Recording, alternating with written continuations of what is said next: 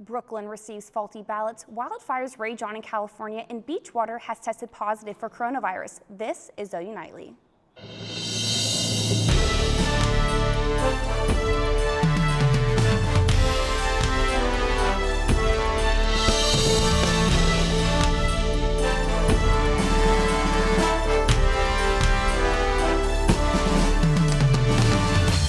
Hello, thanks for joining us for OU Nightly. I'm Sinclaire Jacobs. And I'm Madissen Lewis. We begin with the reaction to the first debate of the 2020 presidential race. President Donald Trump and former Vice President Joe Biden faced off in Cleveland last night. It was voters' first chance to see the two men in action head-to-head, and it was a slugfest. CNN's Jessica Dean has highlights from the chaotic first contest. It didn't take long for the first presidential debate to devolve into a chaotic shouting match between President Donald Trump and former Vice President Joe Biden. Know how strongly you feel. Vote now. Make sure you, in fact, let people know you're a senator. I'm not going to answer the question because the question is radical left. Will you shut up, man?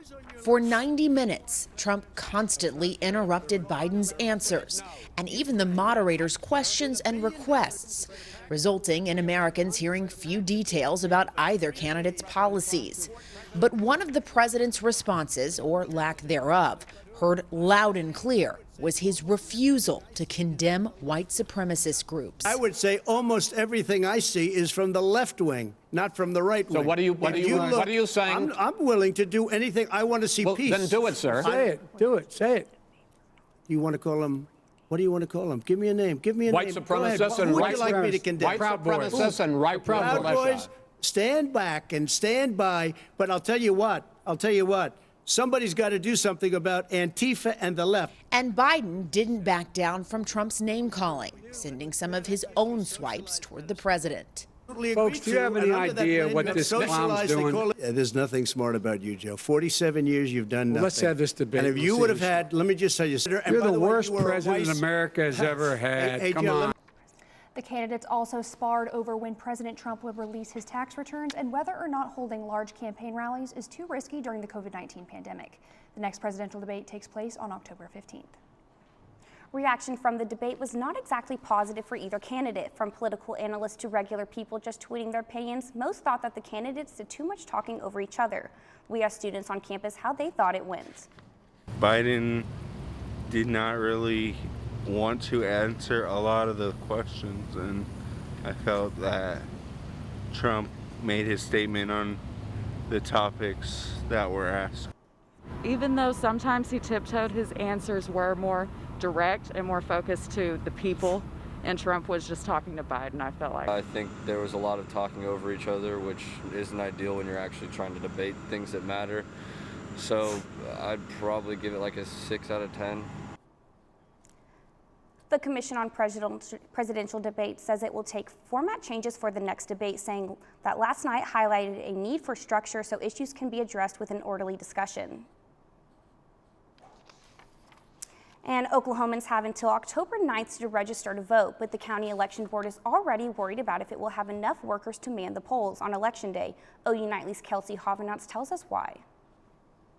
Voting this year might look a little bit different in Cleveland County. I was just inside the Cleveland County Election Board and we spoke a little bit about how COVID might be impacting in-person voting. The COVID-19 pandemic has turned life upside down for many, and it's no different for employees at the Cleveland County Election Board. Most poll workers are retirees aged 61 and older, and Kathy Singer says it's been difficult to find these higher-risk individuals willing to man the polls on November 3rd. They're just scared. They don't want to come out. They don't want to work.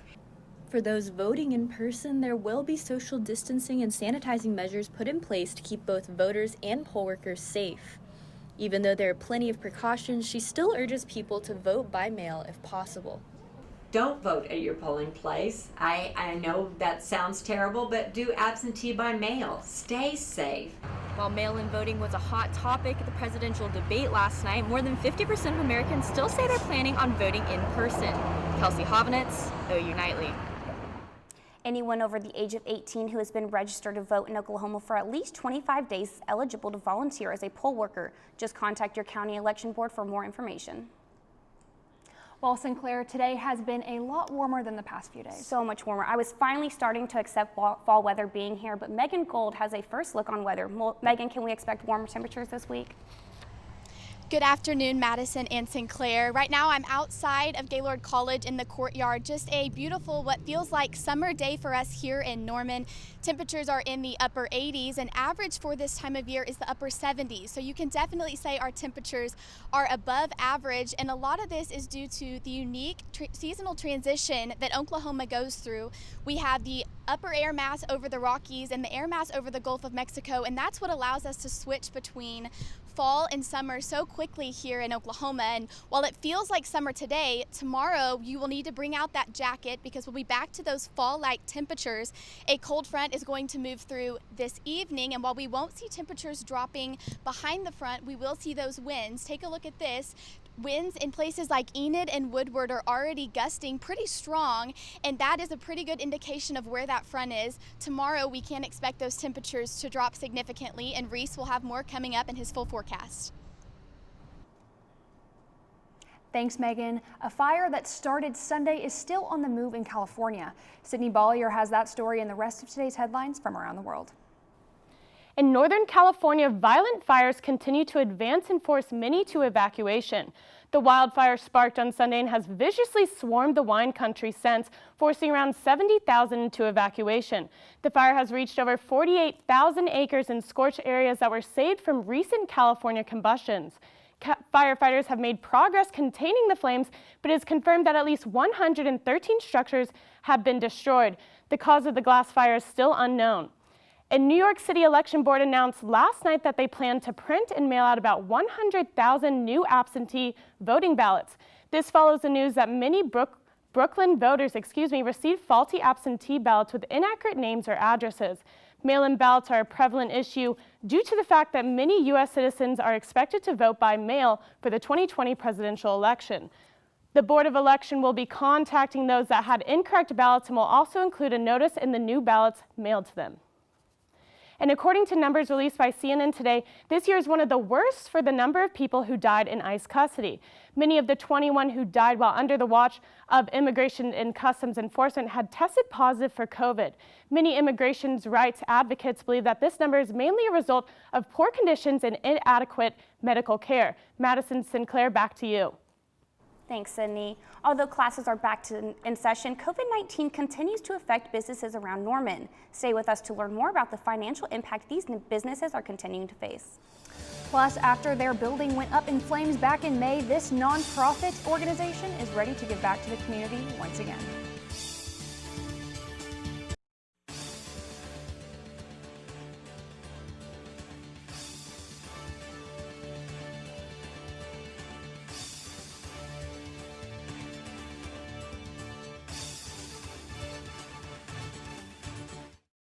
Spike in the number of COVID cases in Oklahoma. The Oklahoma State Health Department reports 980 new cases today for a total of 87,199 active cases statewide. There are also 13 new deaths today reported, bringing the death toll in Oklahoma to 1,031. In the city of Norman, 40 new cases are reported today with an estimated 389 active cases in Norman right now. The OU COVID dashboard is a day behind in city and state numbers, but it shows 250 students and staff are currently in isolation. 54 of those are due to positive COVID tests, and the other are due to COVID exposure. COVID is certainly changing things on campus, smaller crowd sizes at football games being one of them. Students are still flocking to popular hangout spots like Campus Corner, where long lines and packed bars are expected. Even so, local businesses are saying they are making nowhere near the same revenue as in years past. Rush on game days than we do on a normal weekday or even normal weekend, but it's still not where it's been in the past. So many businesses have already shut their doors down because they can't make it through this pandemic, and so for the ones still staying open, they rely on like busier days like that. Many businesses have closed their doors due to the financial impacts of COVID-19. Libbey Dean joins us with an exciting new discovery in plastic. Breakdown, Libbey. Scientists have come up with a way to speed up the process of breaking down plastic. Researchers at the University of Portsmouth created a super enzyme that eats plastic 6 times faster than a previous enzyme. It's called PETase. PETase can break down single-use bottles, carpets, and clothing in just a few days. Researchers say this is a huge step towards reducing plastic pollution. Lake Superior beach water has tested positive for coronavirus. This is the first time the virus has been found in lake water anywhere in the U.S. University of Minnesota researchers believe that swimmers brought the virus into the beach water. The virus was found in water along 4 Lake Superior beaches. Luckily, there's no evidence that people can get infected from the water. Around 600 million birds take flight tonight across the U.S. as a part of fall migration. Laura W. Bush is advising Americans to turn off their non-essential lights to keep migrating birds safe on their journey home. Fall bird migration is underway, and Texas is welcoming hundreds of millions of birds migrating through our state to their wintering grounds. Did you know that most migrating... Darker skies can prevent these birds from colliding with buildings and other structures.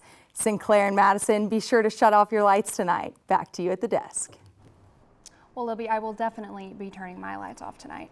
In other news, an Oklahoma City nonprofit destroyed by a fire gets a new home. Stay with us to find out more about the Dress for Success and their new improved space. Plus, Reece Cole has a look in weather. Reece, will the fall temperatures be back anytime soon? Yeah, the summer weather was great today, but the fall weather is coming back soon. We'll find out the timing on that coming up after the break.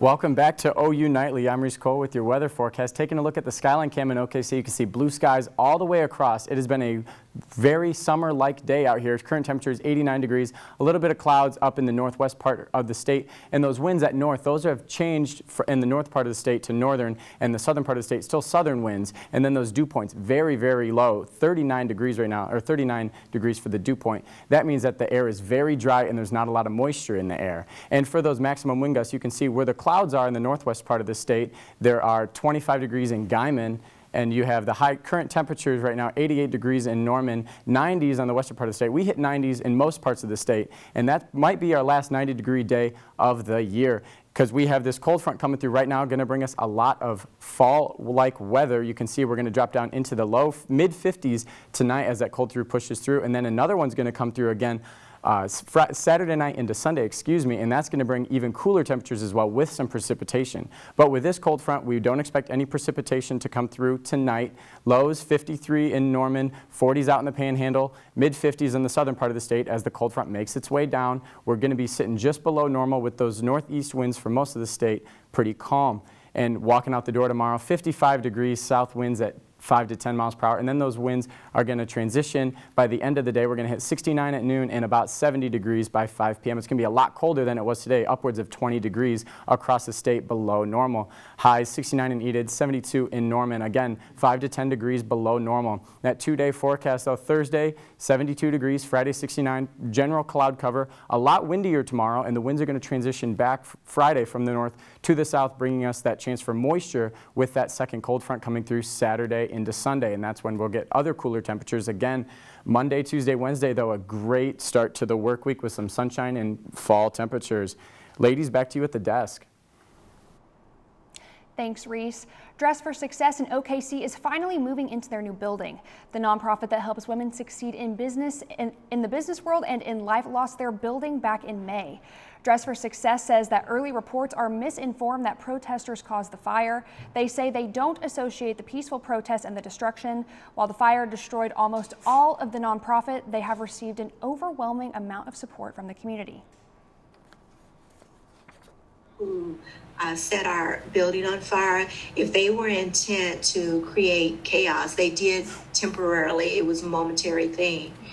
But the outpouring of the support and everything that has come out of that since has just been so tremendous, and we are bigger.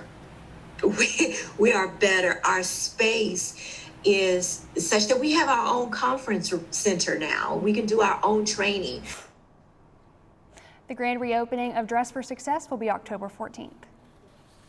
And to switch it up a bit, it's Wednesday, which means just a few more days till game day. John Barry has a preview of OU's next game coming up in sports. John, should we have any concerns for football? Yes, there are concerns on both the college and pro levels. And the Sooners just played like they were sick on Saturday. Their young QB looks to rebound this week. Sports is next.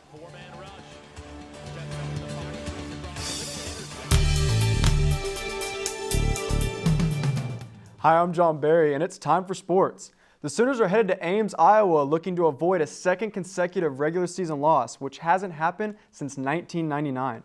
The highly praised freshman quarterback Spencer Rattler was rattled this past Saturday.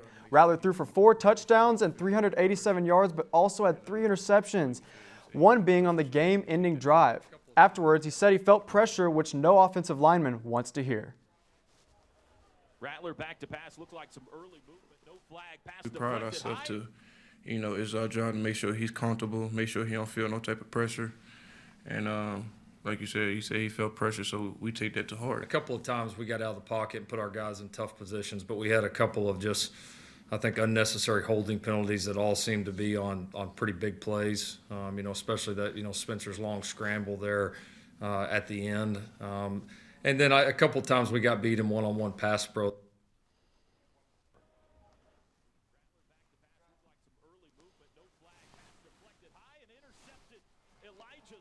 After finally joining a conference, Notre Dame's season was put on hold due to the number of COVID-19 cases. The Fighting Irish game versus Wake Forest was postponed last Saturday.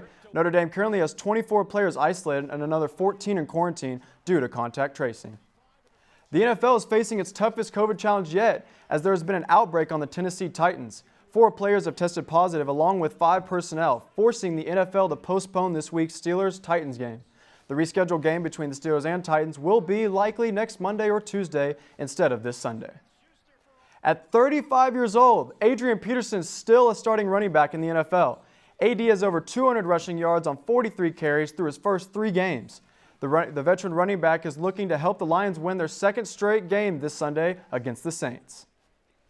Serena Williams has withdrawn from her second-round match at the French Open due to an Achilles injury. The 23-time major champion was looking to tie Margaret Court's all-time record before being injured. She will now have to wait until the Australian Open to go for the record. It has been 345 days since the tip-off of a roller coaster ride of a season, but we are finally here. Game 1 of the NBA Finals with the Los Angeles Lakers taking on the Miami Heat. This is LeBron James' 10th final appearance in his 16-year career, 3rd most all time. And finally, it's Wine Wednesday, which also means it's time for the Whiner of the Week. This week's winner is none other than owner, the general manager, the chief financial officer, and let's be honest, the coach of the Dallas Cowboys, Jerry Jones. Jones has continued to express his displeasure for Dak Prescott. Prescott, through his first 3 games, has already thrown well over 1,000 yards with 5 touchdowns, but Jerry still isn't impressed. I would think Jerry is a deserving winner of this fine bottle of wine, don't you think, Madissen Sinclaire? He definitely sounds like a winner to me, thanks, John. And the force is with a group of Oregon firefighters. You could say the newest addition to their team is out of this world. We'll explain when OU Nightly continues.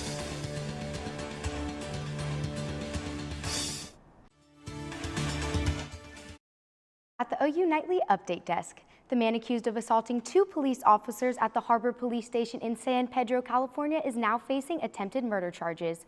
Jose Serpa Guzman attacked an officer, took his firearm, and attempted shooting. Guzman is being charged with 2 counts of attempted murder on a peace officer and assault with a semi-automatic firearm. He will face a possible maximum life sentence in prison. Thanks, Katie. A squad of Oregon firefighters has a new member with Jedi powers. 5-year-old Carver heard about the wildfires in his state and wanted to help. Carver sent a Baby Yoda doll in a care package, and it has been a huge hit. Baby Yoda is now fighting fires with crews on the front lines. Yoda's travels are being documented on a Facebook group called Baby Yoda Fights Fires. Thanks for joining us for our Wednesday OU Nightly. Be sure to watch OU Nightly tomorrow night live at 4:30. Before we head out, we're going to give a little back toss to weather. What can we expect from this week? Outlook is going to look great. 72 degrees on Thursday, 69 degrees on Friday. Increasing clouds as we head into the weekend with another cold front pushing through Saturday night into Sunday. And that's going to be our only chance of rain for you there. And then as we head into the rest of the work week, it's going to be another beautiful early fall-like temperatures with sun skies and warmer weather. Back to you two at the desk. Thanks so much, Reece. Thanks for joining us again for our OU Nightly Wednesday team. Be sure to watch OU Nightly tomorrow night live at 4:30. Goodbye. Have a great night.